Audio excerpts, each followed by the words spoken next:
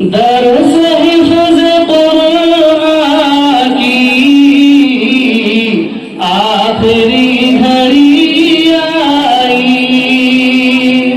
درس حفظ قرآن کی آخری گھڑی آئی، اشک بار ہے آنکھیں، دل ہے غم کا شیدائی، اشک بار ہے آنکھیں، دل ہے غم کا شیدائی، علم و ادب کا مرکز ہے جامعہ نور القرآن، علم و ادب کا مرکز ہے جامعہ نور القرآن۔ بسم اللہ الرحمن الرحیم، الحمدللہ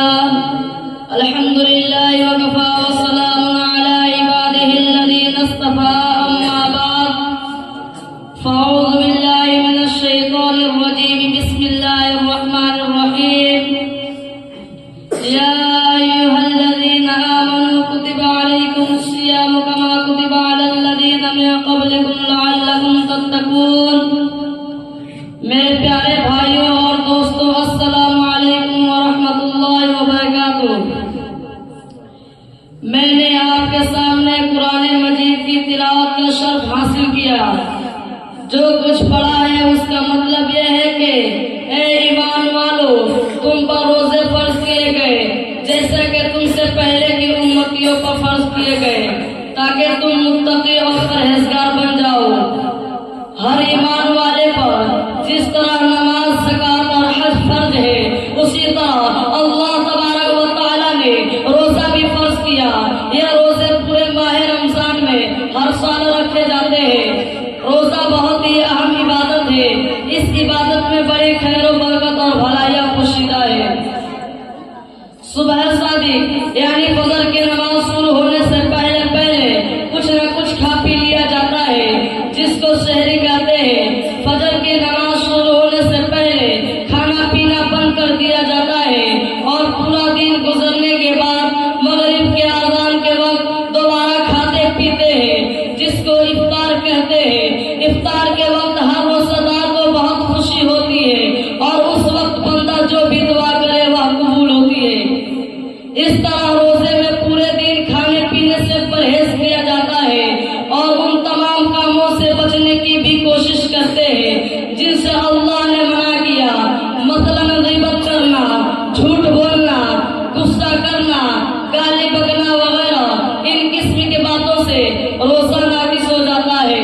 روزہ ہم کو یہ سبق دیتا ہے کہ ہم ہر وقت اللہ کے حکموں کا خیال رکھیں اور اسی کے مطابق عمل کریں۔ روزہ رکھنے والا ہر وقت سوچتا ہے کہیں میں کھانا پینا چھوڑ دیا، کیونکہ اس وقت میرا رب کا یہی حکم ہے۔ جب میں کھانا پینا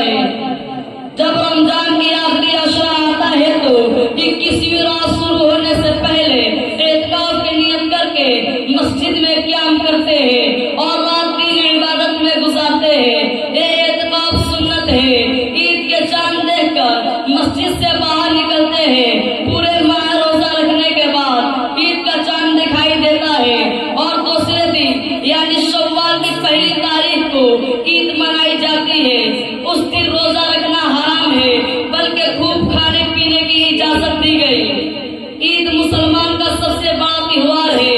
اس دن مسلمان کو کتنی خوشی ہوتی ہے بیان نہیں کیا جا سکتا. بڑے افسوس کے بات ہے کہ ہم مسلمان روزہ کا صحیح حق نہیں ادا کر پاتے اور نہ ہی قرآن پاک کا حق ادا کرتے ہیں. بہت سے مسلمان اس مبارک ماہ رمضان کے روزے بنا کسی عذر کو چھوڑ دیتے ہیں، اور جو لوگ روزہ رکھتے بھی ہیں وہ دوسرے باتوں کا خیال نہیں رکھتے. ہم روزہ تو رکھ لیتے ہیں مگر اپنے سے دور بھی رہتے ہیں، مگر اپنی زبان کو کتنے قابو میں رکھتے ہیں کہ باوجود روزہ دار ہونے کے ہم اسی طرح جھوٹ، گالی گلوچ، سب کلامی اور غیب کی عادتوں میں مبتلا رہتے ہیں.